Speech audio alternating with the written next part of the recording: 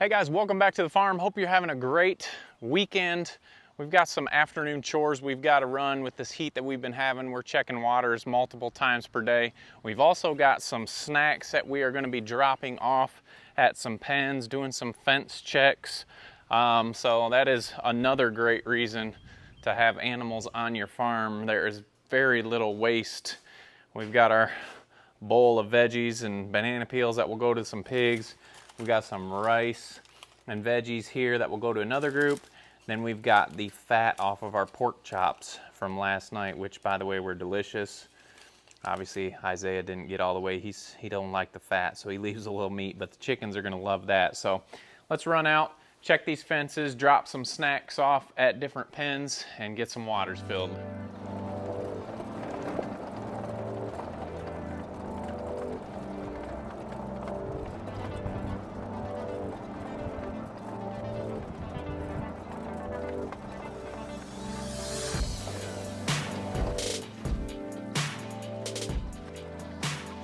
All right, first stop back here with the sex-link chickens.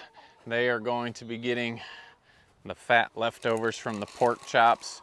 This time of year, guys, the egg yolks are so orange and nice. They've got so many insects they can go after.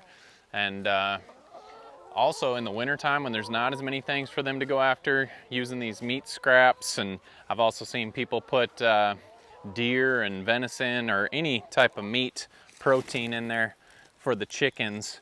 It is fantastic. Look at that. Grabbing a chunk and heading to eat it. So just a awesome time. The healthiest, most delicious eggs this time of year. This winter we're going to be working more on getting some more protein in with the chickens just to keep egg production up, because you know the days are shorter, and also just helping those birds get extra protein. But sex links are doing fantastic. Definitely enjoying this snack, but our egg demand has been through the roof at the market, and that's why we've got those young chicks coming along just to make sure we're still getting eggs and we can provide eggs for other people. So these birds have another, oh, look at that thievery right there. These birds have another couple of days in this area, and then we will get them moved. Like I said, we have some rain coming this afternoon. And us, the animals, the grass, the garden, we're all looking forward to it. So there's stop number one, getting rid of those scraps. Whenever you're doing scraps, you don't want to do anything too salty, mainly for the pigs. The pigs do not do well with anything salty, so you want to stay away from that. So let's head to our next group. We're going to actually be driving right across the fence here and checking out our herd of sows and gilts.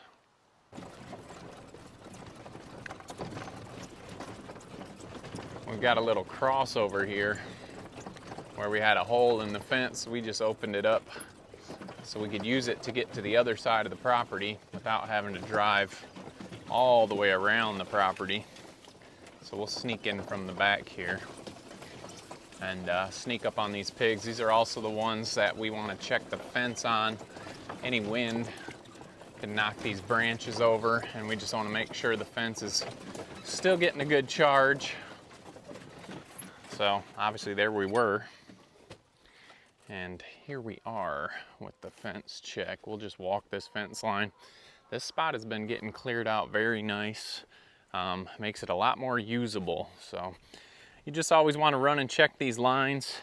Make sure there's not a tree branch on them here, drowning out our charge. We have seen a wild pig or two back here, and we definitely don't want anything to be able to get in here. And I know these fences won't stop them, but just check this out. This was so overgrown. If you look across over here, you can kind of see what I'm talking about. We're working slowly and surely to clear this out. But this spot right here, I would like to get some of these little saplings out of here. Obviously we've got a dead tree down over here that I need to get cleared out, but the pigs have been doing an amazing job. But the fence line is looking good. Don't see anything on it, which is helpful. Let's go find these lazy hogs. Here, pigs. Here, pigs. think they're all chilling in the house right now. I see one out here. I'll be the first one to get snacks. Yeah, pigs. Oh, they're over by the water. Here comes Peggy. Hey, pigs. Hey, pigs. What are you doing? So let's dump this out for him.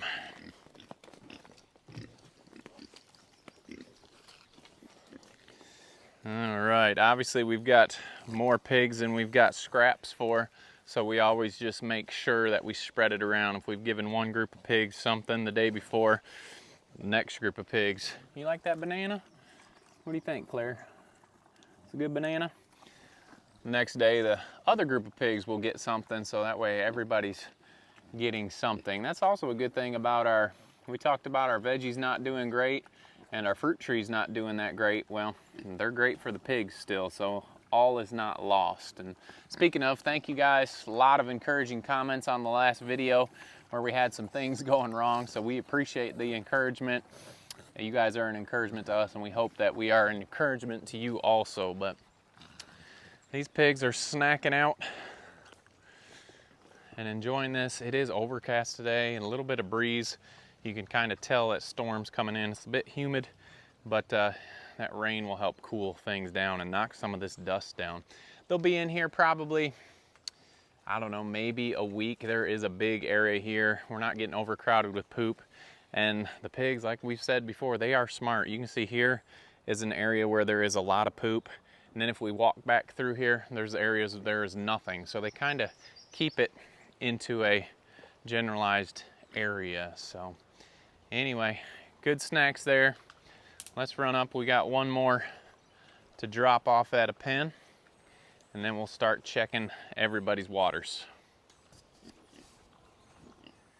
All right, next pen that's getting some goodies. Henry's. Come on, guys. Come on, pigs. We've got Henry, Betty White, and Delilah in here. We got some zucchini and some rice. And I don't really think they care what it is, as long as they get a few pieces. So I'm looking over the camera here, and we're gonna get up close to Betty White. We are getting really excited about her litter here, so let's get in here and check her out. All right, there she is. You can see that swoop of a belly starting to come down. How you doing, Henry? And we're very excited about this one. We get excited about all the litters, but it's really cool because she is one that we had bred on our farm, decided to retain her, bred her parents on our farm, retained her out of that litter, and just excited to see what she will produce.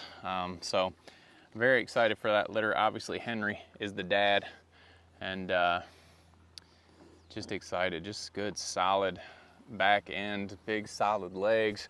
Dad is a big solid boar, and so we're expecting good things. Now, saying that, sometimes you put two pigs together and you expect great things and you kind of get a dud, so that can happen as well. But still excited either way. Some more piglets coming. Obviously they're not gonna rise up and show us their heads because they got to get every last scrap off the ground. So their pool is good. I can see their water is good from here, at least until afternoon feedings. So the biggest thing we need to check, well, a couple big things. Chickens out front going through their water, and also the mamas. We've got Thistle, who has a huge jowl and she is constantly tipping her water. So let's go up and check her first and make sure she hasn't tipped all of her water. Then we'll go out front and make sure the meat birds have plenty of water. Okay, up at the farrowing barn, I did fill hers up not too long ago, so she does still have water. I'm sorry for all the bad things I said about you, Thistle, being a little overweight. I filled her pool up and she is enjoying this cool water. How you doing? I don't know if you guys seen our short the other day about the best pig ears, but Thistle was complaining to me that she wasn't in that video. She's got some pretty good floppy ears on her. So she's got water, so that is a good thing. Piglets are growing nice. Here's old Floppy Ears. He might have won the contest on the best ears there. He had a lot of votes, but I think it's just because he's a piglet. Oh, I'm getting a little rambunctious over here. So anyway, these piglets are, I believe, going on about 6 weeks. So they got about 2 more weeks in here with mamas, and then we will get them weaned and they will be on their own. Look at this guy. We're thinking about possibly keeping this one with the curly ears. What are you doing, bud? He's got a little nubby tail. We want to keep one of these boars from one of these 2 litters just because their daddy was the one we borrowed, and he's a different bloodline than what we have. So we are thinking about possibly this ginger one or this floppy-eared one. We're just not sure. It's hard to decide. But to Louise, she's got water and obviously enough in her wallow. She's kind of got a new hairdo too. She was drinking one day, hey to Louise, and put her head in the bowl, and I had sprayed her head and it pushed all of her hair forward here. So she's kind of got a little bit of a spike going on. Kind of shedding a little bit too, aren't you? Sorry. So anyway, mama's got water. That's important as this heat rises. Piglet's doing good. Let's go check out the birds out front.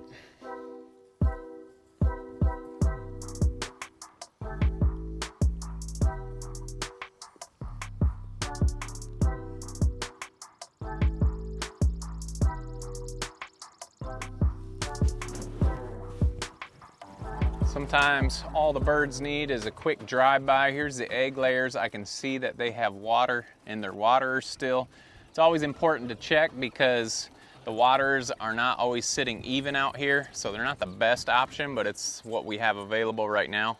So if they're not sitting even, they can just run dry and they will quickly be out of water, but theirs is good. Let's check this batch of Cornish Cross out here. I've got a 5-gallon waterer in here, and normally that one is good to go. I can see it's over halfway full. They've got a little water there in the pan as well. We're transitioning them to the pan waterers, so they are good this afternoon, at least till feed time. Cal, you joining us? He's been shacking up under the porch pretty much all day, then comes out at night. And then we've got our little ones that we just brought outside. We've still got the sides down on their coops here, and they're doing fine. I see their waters have water in them. We talked about not having lost any of these. We've lost 1 since we brought them outside, which is still great. We've got 101 left. So what do you think, bud? You hot? You need some water too? Cal's kind of weird. He's got a big old water dish, he's got a small water dish, and he'll find a puddle to drink out of, so he figures it out. So I guess that's a good thing. So little chicks are doing well. These are the ones that are probably going to need water, and these are our 7, almost 8-week-old Cornish. I see their water's a little low. Let's set this down, get them some water.